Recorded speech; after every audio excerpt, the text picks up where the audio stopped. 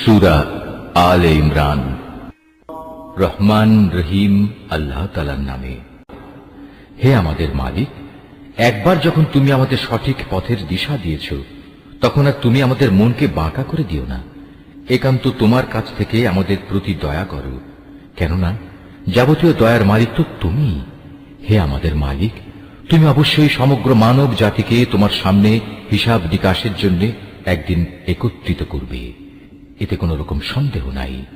নিঃসন্দেহে আল্লাহ তাআলা কখনোই ওয়াদা ভঙ্গ করেন না।